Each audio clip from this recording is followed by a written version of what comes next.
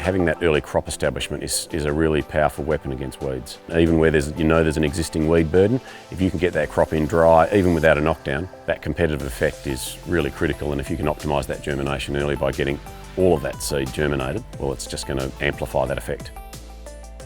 My name's Mark Fowler. I'm a farmer at Williams, Wickerpin and Dudinan, western part of the wheat belt in WA. Grow about a bit over 5,000 hectares of crop and about 500 hectares for our livestock. Grow oat and hay, barley, canola. Soil types are quite diverse. At Williams we've got white gum gravels breaking way down to granite loams. At our eastern properties we've got some York gum, salmon gum type country. We've got gravelly sandy loam over clay, quite variable. We've been dry seeding for quite a lot of years, and we're seeing more stratification of our soil profile, more stubble retention, dry summers. All of these things have made non-wetting more of an issue than it was. We understand that because of that, we've got to do all that we can to get stuff germinated early. Increasingly, we're seeing a dry period in the seeding window, so getting crops germinated early can be the difference between an April germination and a June germination. Using all the tools in the toolbox to try to get stuff germinated. Edge row seeding, deep seeding, high seeding rates, narrow row spacing, paired rows, using gypsum, doing all that we can really. There are several strands to why we started using SE14. The chief among those is getting that early germination, which is so important while the moisture's there, while we've got warm soil. It does get very cold here in July, so things slow down a lot, so to get a crop well established by that period is pretty important. Early plant vigour, access to nutrition. We think that a well established early plant will tolerate disease better and will compete with weeds better. Another reason for looking at a product like SE14 and why we started using it on our oats for hay and on our canola first is that evenness of germination is really important.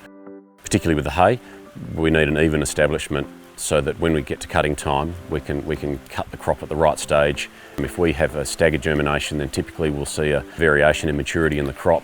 You might end up cutting the bulk of it at the right stage, and there's still a proportion of the crop that germinated late that might still be in the boot. That creates curing problems. That then means it needs to be on the ground for longer, you lose quality. The longer the hay's on the ground, the more risk you're exposed to. Weed control, obviously, the right time is very important. You've got windows you can spray in. If you've got a crop that germinates at different stages, well, then you're going to have some issues with getting that timing right in terms of crop safety and efficacy on the weeds.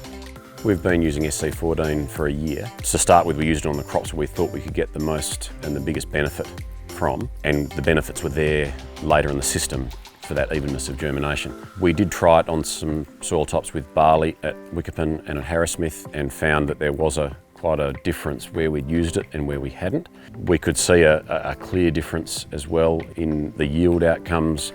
There was a paddock where I did the top half of the paddock, which I knew to be a real non-wetting challenge. The outside laps of the paddock and the bottom half of the paddock were not treated, and the top half of the paddock was treated, and you could see the line where there was a black fungal staining on the untreated parts of the paddock which just wasn't present. Whether that's a function of improved plant health, whether it's different crop stage, I think it all goes back to general plant health actually.